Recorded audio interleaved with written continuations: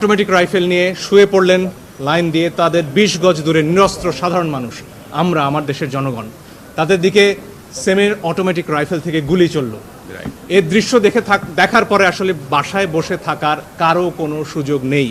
আমাদের যার যার অবস্থান থেকে প্রতিবাদ করতে হবে এবং একজন আইনজীবী হিসেবে সেই কাজটি করার জন্য আজকে আমরা আদালতে এসেছি।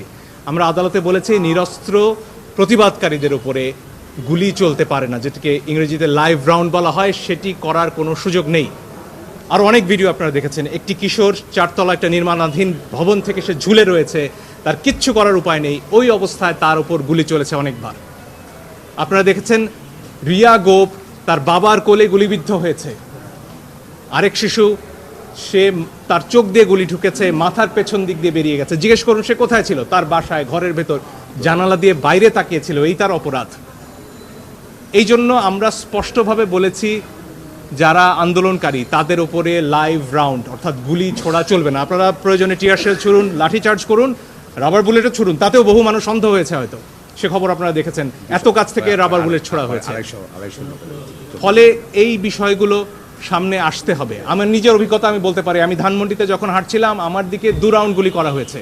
তাদের পোশাক পরনে ছিল না, আমি জানি না তারা কারা, পিস্তল থেকে গুলি হয়েছে। কারণ আমার হাতে ক্যামেরা ছিল, কোনো প্রমাণ তারা রাখবেন না, কিন্তু প্রমাণ ধ্বংস হয় না আজকের দুনিয়ায়, প্রমাণ পৌঁছে যায়। আরেকটি দাবি আমরা করেছি পরিষ্কারভাবে, ছাত্ররা সারা বাংলাদেশ থেকে আজকে বলেছেন যে 6 জনকে ডিবি অফিসে রাখা হয়েছে, তারা সেখানে বন্দী। নতুন এক্সপেল এর নতুন ফর্মুলা আরপিএম এর ডুয়েল অ্যাকশন। ঘরের মশা বাঁচবে না, বাইরের মশা আসবে না। আসেন তো বড়। তারা স্পষ্টতই ছাত্ররা বলেছেন কালকে ডিবি অফিস থেকে বা যেখান থেকেই হোক যে ভিডিও প্রকাশ করা হচ্ছে, সেই ভিডিওতে যে কথা বলা হয়েছে সেটি অস্ত্রের মুখে হয়েছে, ছাত্ররা সেটি বলেছেন।